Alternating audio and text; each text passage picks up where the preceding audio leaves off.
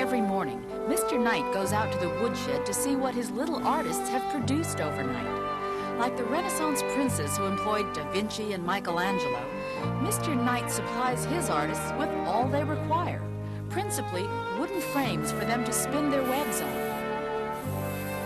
When he finds a choice sample, he spray paints it so that it will contrast vividly with the dark wood on which he will soon mount it.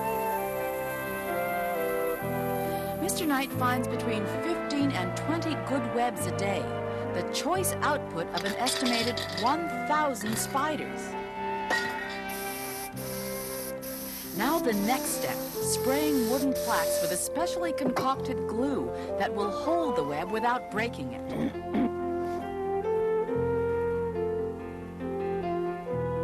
Now this is the tricky part.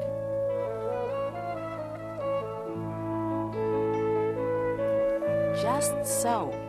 There it is.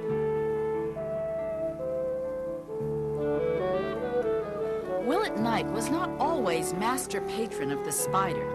In 1969, he was a real estate agent living in Brooklyn, New York.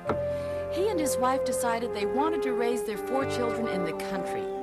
There turned out not to be a great deal to do in the country, but Mr. Knight is an observant man, and he spent a lot of time observing spiders.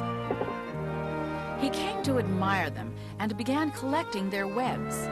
Visitors admired the plaques, and soon Williamstown Knight realized he had found a new way to make a living. Now travelers come out of their way to pick up samples, and Mr. Knight sells them throughout the country by mail order. It's a one-man operation, with Mr. Knight doing everything from actively projecting good thoughts towards his spiders to cutting and dyeing the plaques on which the webs are mounted.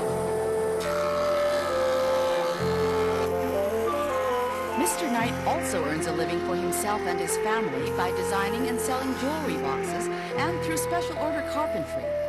All in all, it's a profoundly satisfying life.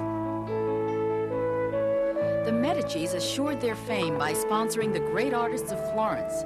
The Elector of Brandenburg is immortal because his name is attached to the music of Bach. And then there's Williamstown Knight, the Spider-Man of Williamstown, Vermont. Instead of merely admiring the perishable art of the spider, he preserves it and reminds us that the natural world can be very beautiful indeed.